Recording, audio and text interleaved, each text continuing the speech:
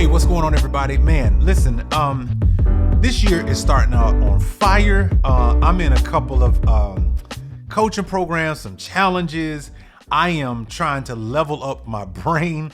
It is a lot going on this year, but man, I really wanted to share with you today something that, at least for me, I will say, has been one of the worst investments I've ever made.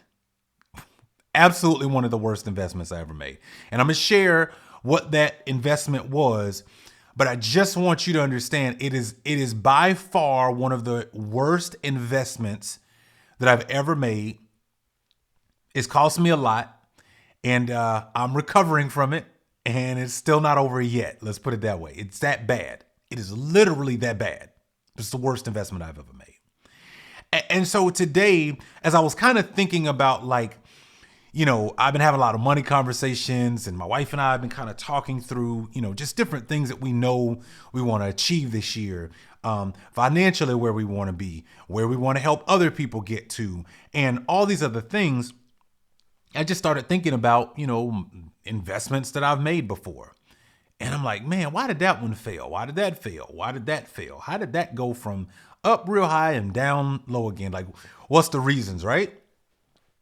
So I want to kind of talk to you about those, but I want you to understand that a part of any solutioning to any problem that you face is you've got to be willing to participate in your own rescue. That is the fundamental thing you've got to understand. If you're, you ever heard the quote that it's not falling in the water that causes you to drown? It's really just the fact that you didn't get out of it, right? And in fact, I want to make sure I get this quote right.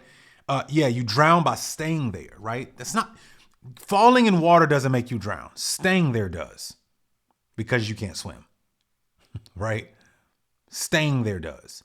So having a financial setback is not the problem. That's going to happen. It's called life. The issue is if you do nothing to correct the issue that got you there in the first place.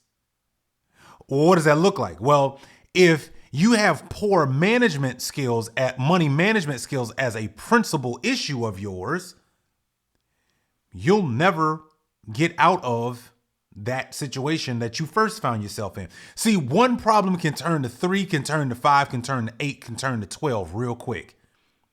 But there's a common thread of the same issue.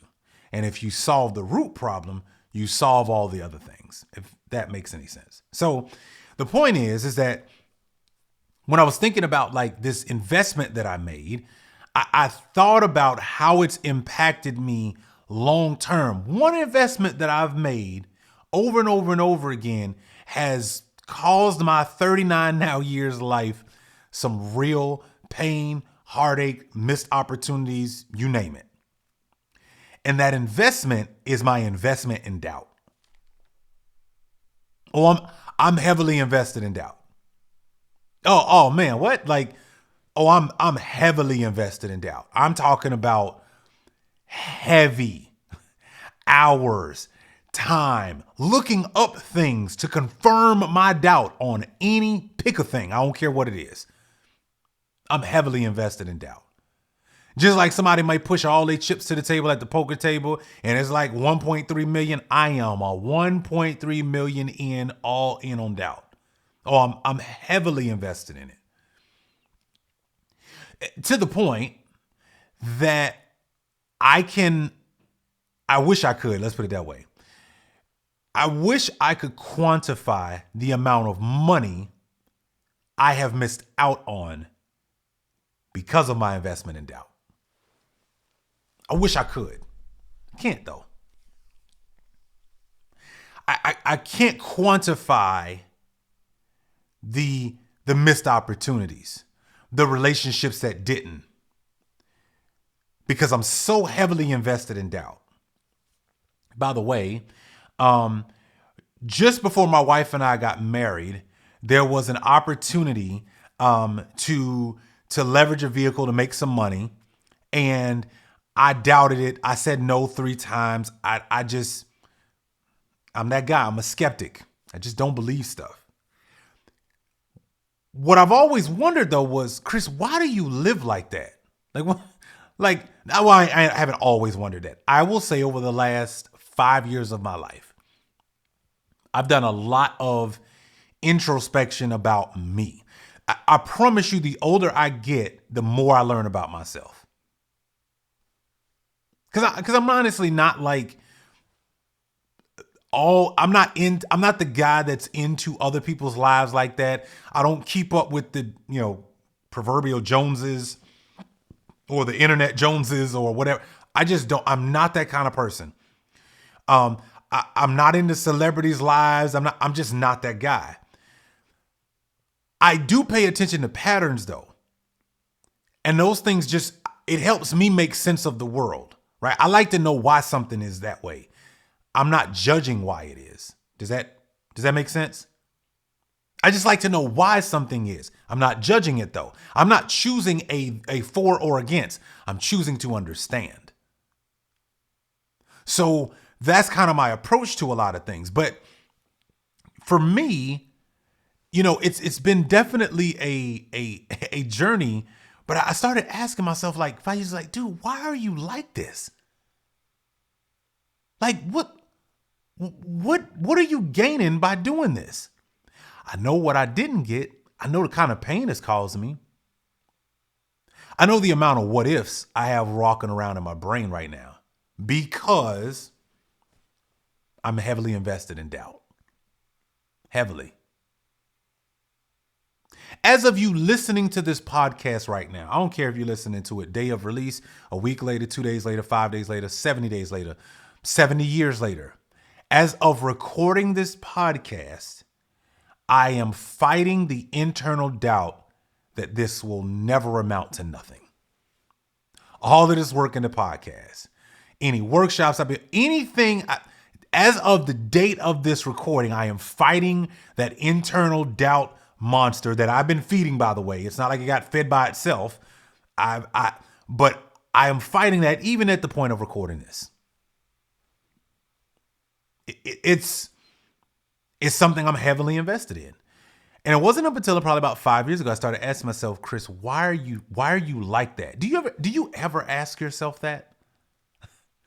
Like, honestly, like, do you ever come home or when you got a moment in your office or whatever, your long drive, whatever the case may be, do you ever ask yourself while you're sitting on the plane, finally got to your seat and you're looking out the window, do you ever ask yourself, why am I like this? What's the reason? Why am I so giving? Why is my heart so soft? Why do I take offense to everything somebody says to me? Why do I make it a point to be vengeful? Why do I not let anybody in? Why am I so afraid of actually starting a side business? Who am I afraid of? Like, I'm just saying, like, honestly, like, do you ever ask yourself, why am I like this? Because I'm gonna tell you something that I am learning. I started my most profitable side business in March of 2018. I've had some failures, trust me. I started my most profitable side business in March of 2018. And what I could not see when I first started, that now I know, some years later, is I couldn't see how the version of Chris at that time was never, I'm saying never. I know people say don't ever say never. That version of Chris was never going to make it to today, as far as financially is concerned. I would exist. I probably wouldn't be living. And that's just the truth. And so I just remember about 5 years ago, I just like, why am I like this? What's the reason, dude? And I will tell you, when you start asking real questions, let's put it this way. If you allow somebody to, or you start asking yourself real questions, it's hard work working on you. Hardest job you'll ever do. Building your side business will not be as hard as working on yourself. I know. It's not, the mechanics, the understanding of what it takes, what you got to do, carving out time, finding a great side business to start, all those things. Those are things that are a part of an exploratory process that anybody can do. Then it's just the doing of it. But the work of you, like, would you allow somebody to literally look into your life? Would you allow your spouse to tell you what they see that they sometimes feel uncomfortable talking to you about because you're so offensive or you're so defensive? Are you willing to let somebody talk to you about your blind spots? Participate in your own rescue. I know for me, there's a version of my life that I want. Okay. I know what it looks like. I know what my days are filled with. I know what where I'm spending my time. Right? Like, I have literally crafted this next version of myself in my head. But in crafting that, I see the separation as well. What I don't see is what it's going to take in the middle for me to get to that desired end that I have crafted. I do know this. I've got to participate in my own rescue. I got to participate in getting there. I got to do a whole lot of work on me. So if you're thinking this year and you're saying, yo, I'm finally going to do it. Chris, I'm going to start my side. I know I said it before. I know everybody laughed at me before. I know I only did it like a couple of months before. I know I only did it like, for a few months and then I quit because it got hard. But this year I'm getting it done. If that's you, I want to give you, take it from somebody who is skeptical, who is heavily invested in doubt, that you're going to have to participate in your own rescue. You are going to have to choose being uncomfortable, growing as a human, and learning even the how of running a business on the side. And those journeys are separate, and they both can bring about a lot of unknown things that you probably weren't prepared for. I'm just going to be really honest with you. Not saying it's impossible. I'm doing it. I am saying I'm willing to acknowledge the part of Chris that is heavily invested in doubt. So I struggle with some things that when I listen to my peers who have side businesses that are doing extremely well, or those who are fully entrepreneurs, like my wife, it's sometimes I'm struggling just because I'm heavily invested in doubt. And I got to take my investment out of doubt. I don't know about you, but if you ever looked at a stock one time and you were cashed in and chips all on the table, right? And then you started seeing it going down and down and down and down. Then something went wrong and it dropped double down. And then all of a sudden you're like, I got to get out. Like I got to save what I can. Right. And then, eventually it crashes and burns. And the thing you think about is, I'm glad I got out when I did. Right. That's kind of what we think about with stocks, right? We're like, oh boy, I'm glad I got out when I did, because it crumbled, right? That's kind of what we think. That's kind of how I look at my investment with doubt. About 5 years ago, I was like, I got to get out of this. Hey, I know you're enjoying this episode and I want to say thank you. But if you're like the people that I know, and I think I know you pretty well, you're actually enjoying this and there's other people like you who would like to know that this is something that you pay attention to. So guess what? I need you to hit the subscribe button, but also hit the notifications bell so that way you always know when we're dropping something new. But also, which is more important, share this with somebody that you know is interested in this type of conversation and content, because I guarantee you will add a level of understanding and communication that you probably are looking for from those individuals anyway. And the other cool part is you all will be learning together. So go ahead and subscribe, hit the notifications bell now. And guess what? You'll constantly be reminded of when we drop new content like what you're watching right now. Let's get back to the episode. And now I look back and I go, boy, I'm glad I started the journey when I did. Because otherwise I wouldn't be able to enjoy the experiences. I can honestly tell you, my marriage would definitely be struggling if I didn't get my investment into doubt out. And that's why I said it's still a continual journey, because something about the familiarity, say that 5 times fast, of something is more comforting than the unknown world of just completely living without doubt. I didn't say living without fear. I said living without doubt. Those are two different things. That's a different conversation. That's a different episode. But truly being honest with myself and saying, you know what? I am going to remove my investment, even if it's slow. I'm going to start removing my investment of doubt over time. I got to. My life depends on it. My marriage depends on it. My kids depend on it.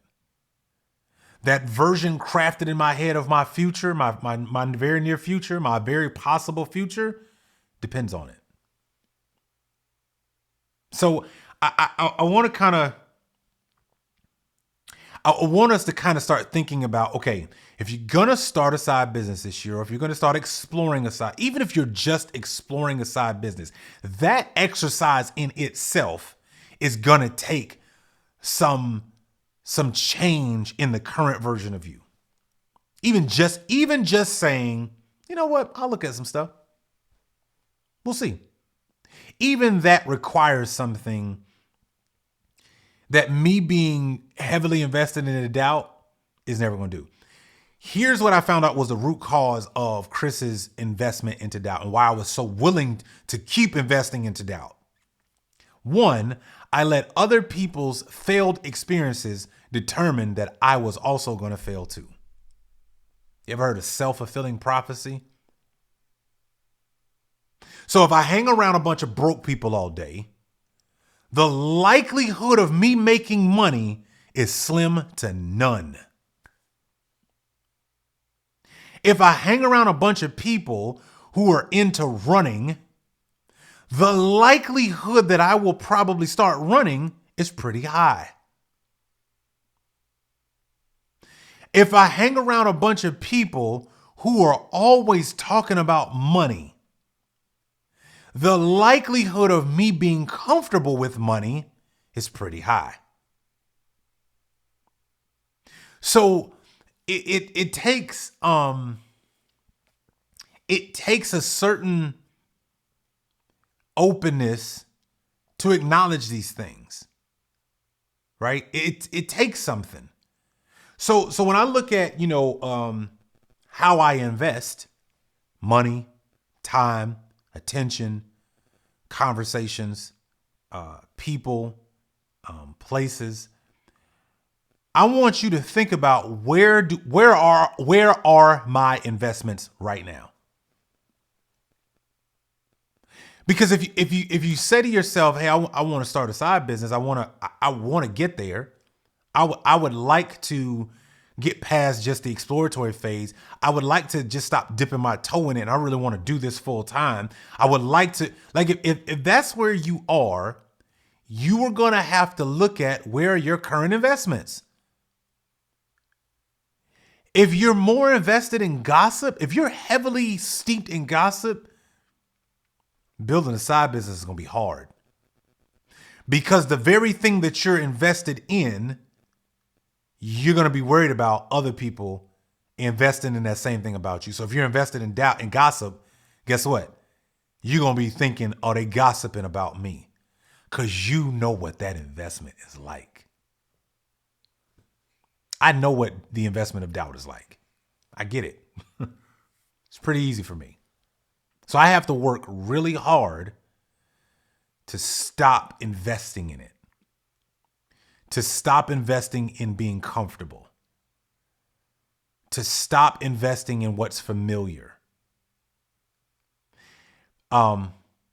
This is my podcast, so I'm going to share a news flash with you. You probably don't want to play this out loud if you're listening to this at work. In 2017, going into 2018, and all of 2018, all of 2019, and then, of course, we've been home with the pandemic, I had a huge revelation at work one day. Huge. When this hit me, I got scared. Okay? I'm just going to be completely honest with you. I was already thinking about, Chris, why you like this, right? Like, why are you always, what's the deal, right? Here's what hit me as I was learning more. So 2017 through 2018, I was learning a lot about me. I was learning a lot about business. I was learning a lot about how far I had to go, just personally. I was uncomfortable with who I was, but I was maturing into who I am today, if that makes sense. I was at the starting block, but kind of far out, right? Like I was far enough that I didn't want to turn around. Let's put it that way, right? In my maturation process of just business and understanding, like who I'm being comfortable with myself, if that makes sense. Here's what happened. I'll never forget this. My wife and I were on a run. Like we were really working. Like just incredible woman. We started running the side business. We're rolling, right? So we're pretty busy. Things are right. So when I come home from work, we're off running our side business, right? Like I don't have time to think about anything else. And one day I walk into the office. I sit down because I hadn't really seen like my teammates as much, right? And I think it was like right before a Friday meeting. So I think it was right before a Friday meeting. We're sitting down. We're about to do our normal Friday meeting. And again, please put headphones on because this is probably like no one is going to want to hear this out loud unless they have some context or at least open to it. I realized that I walked into the conversations. Okay. So it's like I walked in, I've gone and got my lunch. I'm walking into the conference room. Everybody's already starting to have conversations. And you know how when you walk in, you just kind of listen to what people are talking to, and then you find a space where you can kind of jump in, right? And enjoy the conversation. But I walked in with my food. I put my bags down. I opened my laptop. I'm getting ready to start eating my food. And I'm listening to the different conversations that are going on around me. And the revelation I had was, Chris, you have absolutely nothing to talk to your employee friends about anymore. You have absolutely nothing to talk to your employee friends about anymore. Why is that? Because there had been a separation that I chose to do so that I could build my side business effectively, which meant I wasn't getting together for the after work thing, and I wasn't available for this and I wasn't available for that. I was only available for getting work done and be out. And I was doing something with my extra time, and I sat down in that meeting, I'm eating my food, and I'm realizing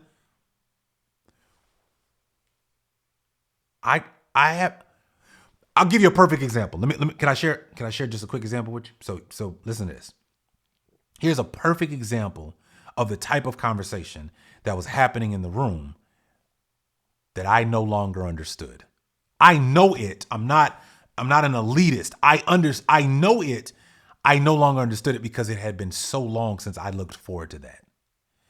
There was a corner of a few people, 4 or 5 people talking about, what are you doing over the weekend?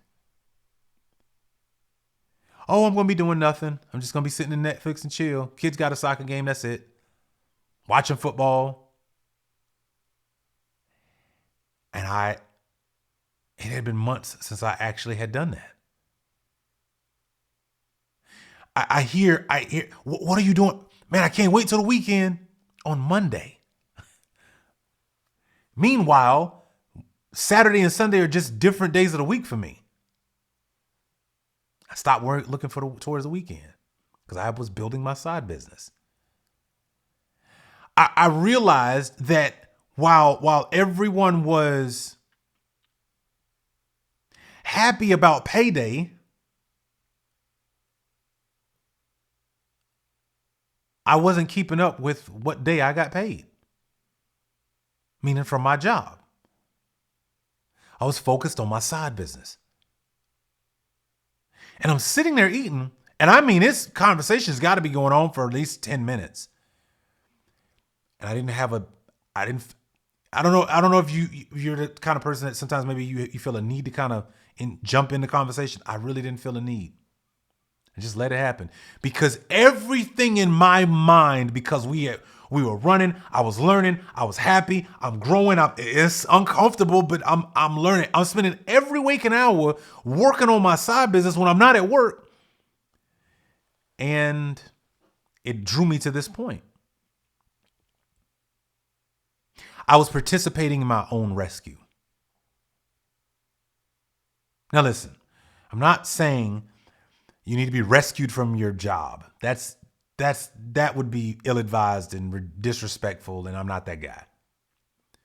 Hey, what's going on? Now, if you haven't yet, I want you to go check out our website. Yeah, we got a website, twac.live. And if you go to that website, you're going to find even more content. Yeah, that's right. Not only do we have the podcast, you're watching the videos here, but we've got a lot of information. You can even find out the other types of things that I actually do, other ways that I can help you. But more importantly, it's a way for us to be able to connect. And if you want to be able to connect with me, you can either chat with me here, or what you can do is you can also make sure that on that website, you go to the contact page, send me a note. As it'll say on there, just holler at me. Let me know that you're here. Maybe how you found this podcast. And more importantly, maybe there's something that we can do together to collaborate. So I want you to go to twac.live. Also, go to our Facebook page. Go to TWAC Podcast on Facebook. You'll be able to find us there. You can also find me on IG as well. Listen, there's so many ways for us to be able to connect. I like being able to talk with people on a regular basis. So I'd love to be able to get your perspectives on social. Let's stay social. Let's stay connected. And I'll catch you around in some of those different parts. Back to the episode. I heard a quote.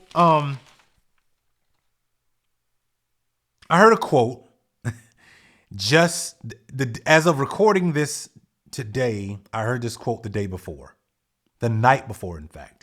And it inspired an entire train of thoughts that I can't write enough about. The quote says, "The man who works all day has no time to make money."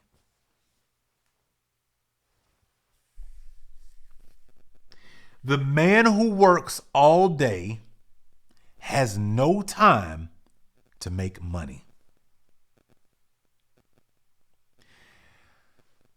I love quotes, by the way, because there's so much to unpack with that, and I will not use all of the podcasts, and at least in this episode, to do so.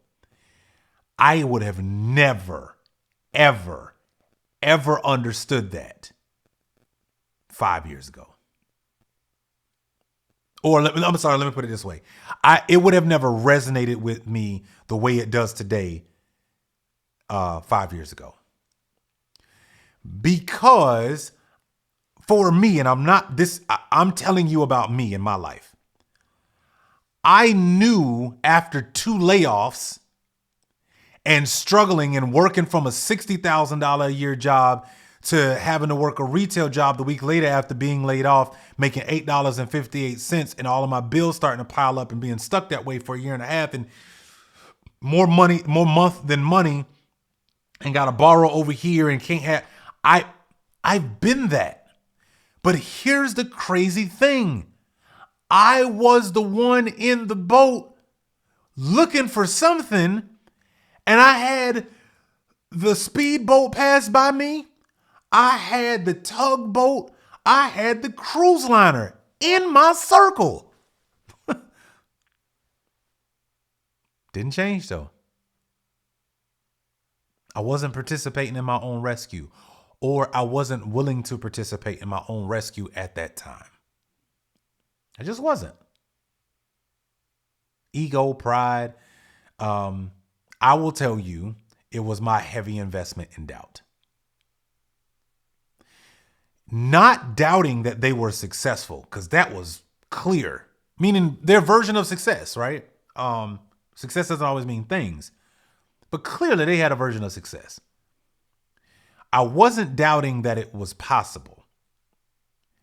I had a serious case of overindulgence on unbelief that it was possible for Chris Williams.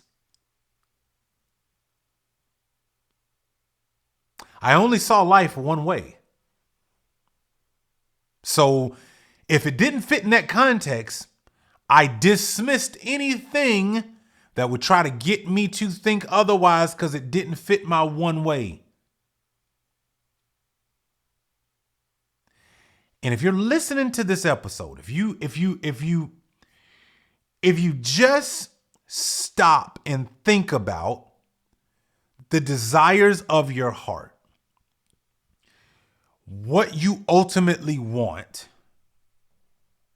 and if all you got is one way of getting there, you're setting yourself up to be disappointed the rest of your life. When I remember talking to a lot of entrepreneurs. I interviewed on this channel, on this podcast. You can go back and listen to them. There was a time previously before we rebranded. I interviewed 42 different CEOs, but like a year and a half straight. And I would hear the way they think. We would talk about some different things. But what I was more enamored with was, like, what are they doing? How did they get there? What is going on?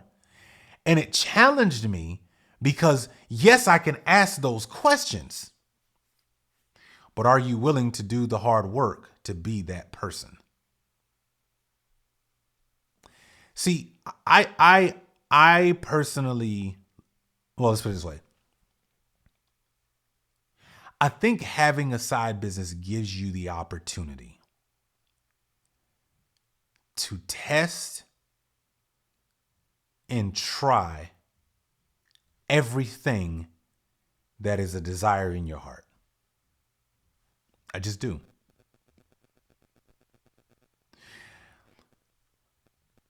Corporate does a really good job of paying you enough and keeping you working all day. And what does the quote say? The man who works all day has no time to make money. There's so much we could, earned income, which is limited because if you're not doing something, then you don't earn. There's passive income. There's so many things we could talk about. But you listen to this podcast for a reason. So whatever your reason is your reason. I'd love to hear it. Feel free to DM me, send me something on IG, whatever the case may be. But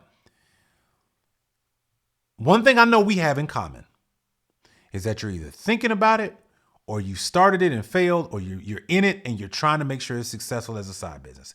Let me tell you right now, at every phase, whether it's exploring a side business whether it's you started or whether it's going and it just hasn't grown to where you want it to yet. Let me tell you something right now. Every phase will require you to participate in your own rescue, your own leveling up. You're from here to there, from point A to point B. You will have to participate in that. And it might come with some ugly truths. And it might not feel good in the moment, but I'm going to tell you something I'm learning about doing a side business. It ain't about my feelings. As much as I would love everything to be, and it would stroke my ego to be about me, it's really not about me. And the more you can accept that, basics like side business money ain't yours. That's a hard one for a lot of people to understand. Why? Because if we've been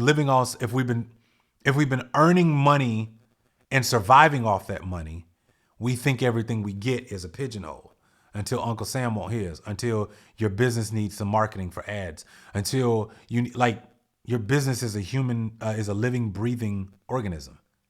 So it takes things. It takes a lot of investment. So what I've learned is to decrease my investment into my doubt, because the more I'm invested in that, the less likely I will move on anything that is required for my business to grow, including growing myself. Because the arrogance of doubt is like any new information that comes in, the arrogance of doubt is, well, I that doesn't make any sense, because of we start saying things that is really the opposite. If right now, if your phone rung or you got a text message from Oprah Winfrey, Bill Gates, Warren Buffett, Steve Harvey, whoever, right? I don't care who it is. Gary Vee, Jeff Bezos, Richard Branson. If you got a phone call or text from them right now and they said, hey, listen, I wanted to work with you. I think you're cool. We're probably going to make about $1 billion together a year. Is that cool with you? But I got something specific that you can do that I really think we can do work together. What you're not going to do is go, yeah, whatever. This ain't no, man, I'm off the phone. Why? Because Richard Branson's and Gary Vee's and all these others' track record. You can see if Oprah calls your phone, you ain't questioning nothing, because you see the track record. But what's interesting is we let doubt cloud our judgment and ego, because we go, that can't be possible. And it's not that it can't be possible or it won't happen. It's you have allowed doubt, the heavy investment in the doubt, to cloud your judgment to step out beyond your unbelief or your comfortability. Thus, you do nothing. Listen, y'all, a phone is great. It's a tool. It's a device. But if your thumbs are stronger than your activity on running your side business, I don't know what's supposed to happen. Like right now, I'm in the process of revamping some things. I'm putting some stuff in place. I'm learning. Like I'm in a learning mode right now, intentionally. And it's stressful. It sucks. There's a whole bunch of information and I'm trying to put it all together. But boy, when I get this, oh yeah, I'm gonna be good. But it's because I'm willing to learn. Let me tell you what's crazy about my investment in doubt. Doubt makes you believe you have all the answers already. So any new information you don't have to listen to. What kind of nonsense is that? Think about that. Enough investment in the doubt will cloud your judgment and make you believe what you currently know right now with zero is enough, so that when new information comes in that's telling you how to go from 0 to 1 or 100 or 1,000 to 2,000, you don't have to listen to it because you already know enough.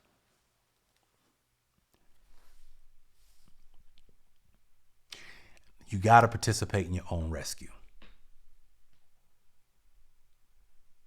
You got to. You can't keep thinking you know it right now. You don't. That is the game of life. That is the game of maturing. When you were 0 years old, you didn't know how to walk, how to crawl, how to control your bowels. At 5, you didn't know how to drive. At 16, you didn't know something and you had to be taught. And how arrogant it is to be grown and think we already know enough right now. So when new information comes in, we reject it. Because really, the rejection of new information is the confirmation. All you need to know is that you think you know enough right now. If you did, you wouldn't be where you are today. And I'm not saying that to be mean. I'm saying, I'm impressing upon you learning is necessary to get what you ultimately want. That's what I'm hoping I'm impressing upon you. Learning is necessary to get what you want. If you're willing to learn, you can have whatever you want. If you're unwilling to learn, you can't have what you want. You will have what is given to you because you're unwilling to learn. So the principles that I stand by, the way I care. Okay, check this out. Yes, my wife married me at a certain stage in my life, but I operate by a principle of growth, abundance mindset. So that means that by year 5, my wife better had seen some change of me, because if I am arrogant enough to believe that who I am on day 1 of marriage is enough to sustain the marriage 5, 10, 15, 20 years later, I'm losing. Now, I know that was a little heavy. I just want you to understand how powerful a life of learning is when you apply it. That's all I want you to understand.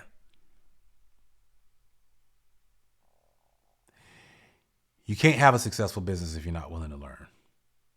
You got to learn business context. You got to learn business language. You got to learn how to actually work how to actually put real hours in outside of your regular job. You got to learn how to negotiate. You got to unlearn a lot more than you're going to learn. How about that? The process of unlearning lazy, unlearning working towards a weekend, attaching your money to earned income, your outcomes to earned income. The process of actually learning what real residual money looks like, that's an unlearning process, because we were taught money, but the last time you were actually taught money, you were in high school. And that version is outdated for 2022. Hey, listen, if you're enjoying this episode, and I know you are, there's something that you could help me out with. So right now I am looking for couples, yes, couples who do business together and have a thriving, successful business. Do you know somebody? Does somebody come to mind? Well, great. Here's what I would like for you to do. Make sure that you share this episode, or down below, there is actually a form that they can fill out and let us know a little bit about their business and what they actually do together. And guess what? You might be the reason that they're actually a guest right here on the World According to Chris podcast. That's right. You could be that reason. So if you know a couple who does business together and does pretty well, I'd love to be able to have them on the show and talk with them so that we can all learn together, because I am sure you're probably wondering, man, is it possible for me and my lady to actually build a business together? Well, I'm going to tell you right now, my wife and I are doing it together and we are absolutely loving it. But there are so many more couples and I want to make sure that we highlight them. And I know you know some. So go ahead, let me know down below. Also, make sure that you get them the form down below and make sure that they fill it out. Let's get back to the episode. You got to participate in your own rescue. The man who works all day has no time to make money. So why is that important? Let me just share this. The training we have received all of our lives, if you're open to it, will cause a conflict at some point. Because at some point you go, Santa Claus wasn't real. The Tooth Fairy didn't exist. Boogeyman, he ain't around. Um, you know, uh, whatever, right? Like you learn a lot of things that aren't true. You find out your parents were learning while they were raising you. There's a bar. And then all of a sudden you realize, wait a second, there's a bunch of stuff that I learned that I got to unlearn because I'm seeing something different than what I was taught. Thus in lies a conflict. See, I was taught, get a good job, go to work every day, shut up, keep your mouth closed, just work. Get them 40 years in, get that Social Security, retire. Retire off of 40% of what you were making on your salary and learn to live off that. Meanwhile, businesses will use your money to make investments, to buy assets, to grow that money and give you none back.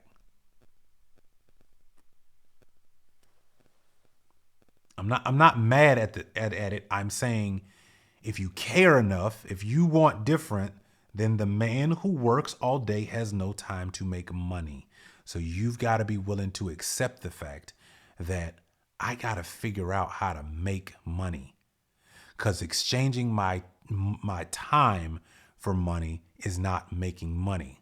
Because I have to be here in order for that to happen.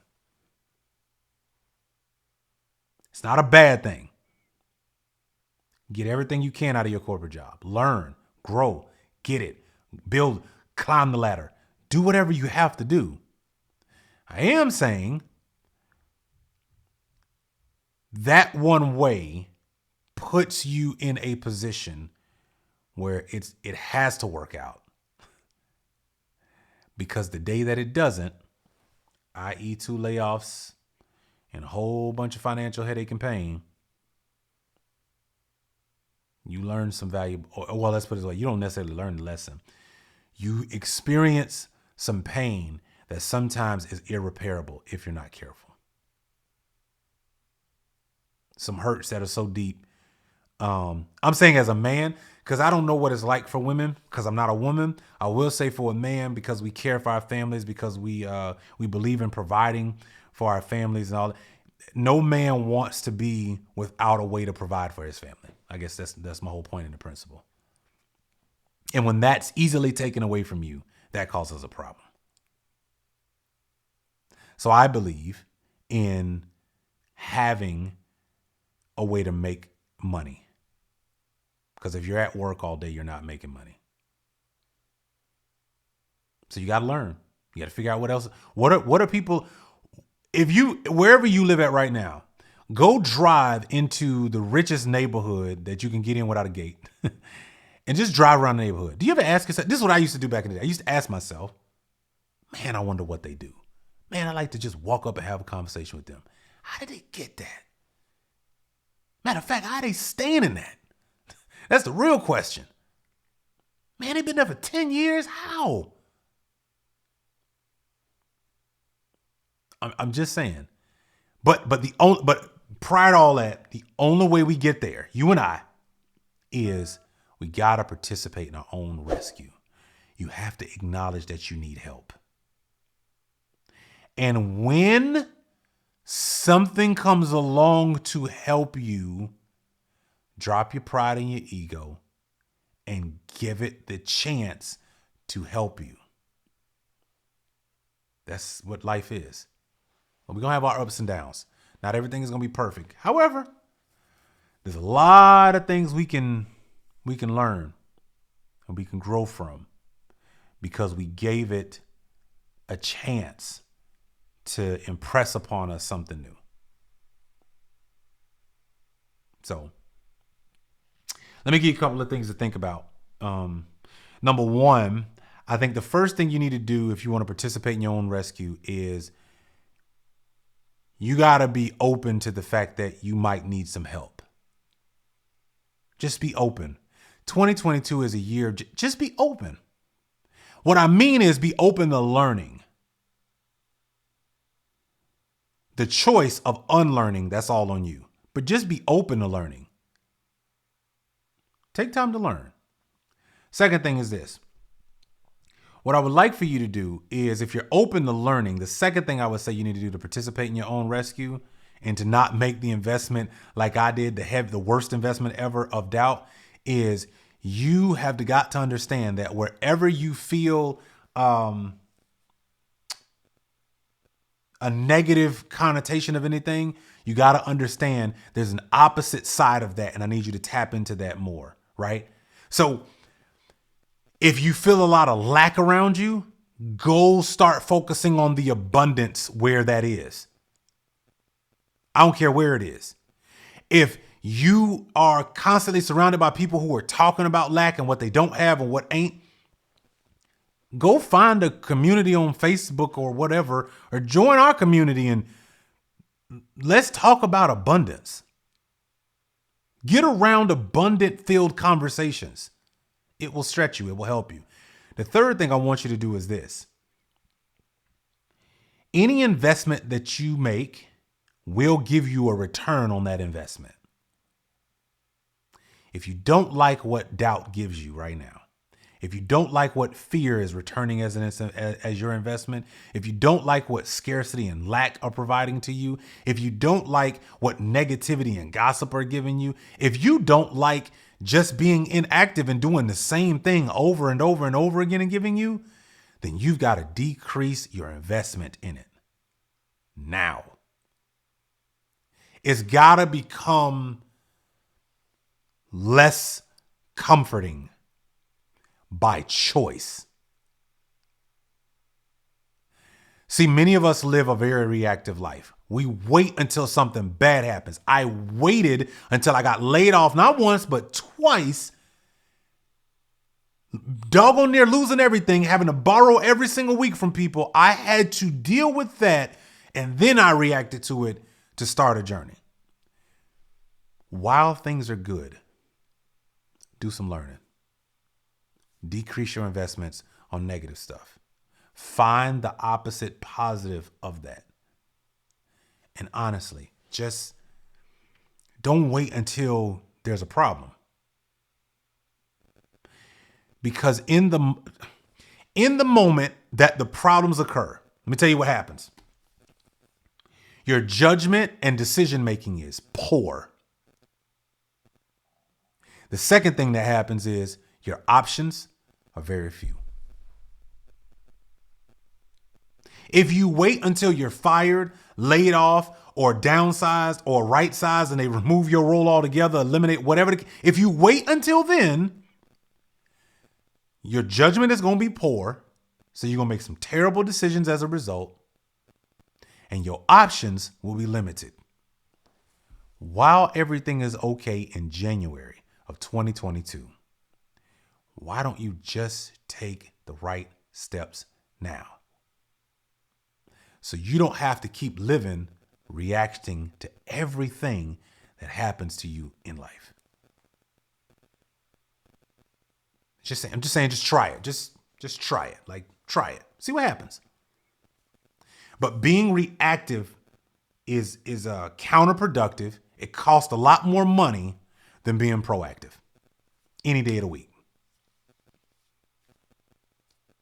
If you're going to keep being reactive to your health, you're going to spend more in medicine. You're going to not enjoy your older years because you're always going to be hurting and everything else. If you're not going to be proactive with your health, you're going to suffer the consequences, whatever those might be. But those who are proactive, I see people in my own neighborhood, 80 years old, still walking every morning, upright too, got a pep in their step. Because they must have done something proactively for years before they got to 80 that allows them to be sane, enjoy their grandkids, and enjoy life. Health-wise, that version of their wellness, they got it. Maybe they denied themselves eating certain foods. Ever thought about that? Maybe they denied themselves for a stretch of certain things and they challenged their bodies and they... Think about that. My point is, they're very proactive. I need you to be proactive this year in your own, participate in your own rescue. That's a proactive person. If somebody threw you a life jacket, stop flailing around. Put the jacket on. They can pull you in from there. But what they're not going to do, smart people will never jump down into your situation and try to help you from there. That's why the quote says, I don't have to participate in your emergency. Most emergencies are a result of poor planning and reacting. That's it. Most emergencies. Poor planning and reacting. You're not proactive. So, y'all, this is the year. This is your year. This is my year. I plan to be better at podcasting. I plan to be a better husband. I plan to be a better dad. I plan to be better at sharing with you. I plan to continue to get even more transparent. I plan to show up all the time. That's me. That's a lot of work though. But I plan to do it. I'm going to be here. You ain't got to worry about, you don't have to wonder if Chris is I'm going to be right here. Right here. Don't worry about it. I'm right here. You don't have to worry about that. But I'm being proactive because I know what ultimately I want. So I'm doing the work now so that I'm not surprised by the results later. I don't know if you've ever seen people, who have what they want and they're living their life. They're not surprised by the results because we weren't there when they were grinding. We weren't there when nobody was saying anything. We weren't there, but they were. So they ain't surprised. They just wake up like, yeah, I'm supposed to have this. I worked for this. And they're not ashamed of it either. Other people might get uncomfortable because, they're bragging or they're being, no, they worked for what they wanted. They have a right to be happy. Don't get mad at people who are happy. They're happy with what they have because they know what it took to get there. And so do you. So do I.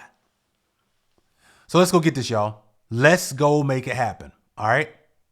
Let's go make it happen. If you enjoyed this episode, you found it helpful, listen, do me a favor. Leave a rating on your favorite platform. Whatever platform you're listening on right now, leave me a rating, right? Share in the comments. I'm going to be posting some stuff on Instagram, Facebook. The Christopher Williams is where you can find me. Come hang out. Let's chat. Let's have a conversation. I want to take this further. Let me know what resonated with you. Post a quote. Put it in your stories, whatever the case may be. But man, I appreciate you so much. Thank you so much for tuning into The World According to Chris. This is the #1 podcast for helping you start and find and build the perfect side business for you. Have a great day. Look forward to catching you in the next episode.